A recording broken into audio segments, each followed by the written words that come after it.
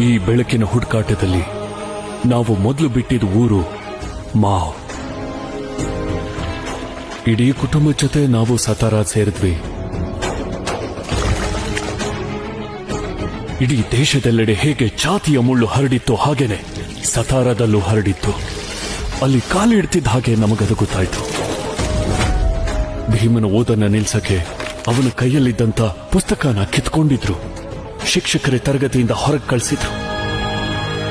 ಶತ ಪ್ರಯತ್ನಗಳೇ ನಡೀತು. ನಮ್ಗಳನ್ನ ಧೈರ್ಯಗೆಡಿಸಿ ಆತ್ಮವಿಶ್ವಾಸಕ್ಕೆ ಕೊಳ್ಳಿಯಿಟ್ಟು ಗೌರವದಿಂದ ಬದುಕು ಹಕ್ಕನ್ನೇ ಕಸಿಯೋದಕ್ಕೆ ಪ್ರಯತ್ನ ಪಟ್ರು. ಈ ಕತ್ಲೆಯಲ್ಲಿ ಪುಟ್ಟ ನಕ್ಷತ್ರವಾಗಿ ಮೊದಲಾಗಿದ್ದು ಅಂಬೇಡ್ಕರ್ ಗುರುಗಳು. ತಮ್ಮ ಉಪನಾಮವನ್ನ ಉಡುಗೊರೆಯಾಗಿ ಕೊಟ್ಟು ಭೀಮ್ರಾವ್ ಸಕ್ಪಾಲ್ನ ಭೀಮ್ರಾವ್ ಅಂಬೇಡ್ಕರನ್ನಾಗಿ ಮಾಡಿದ್ರು.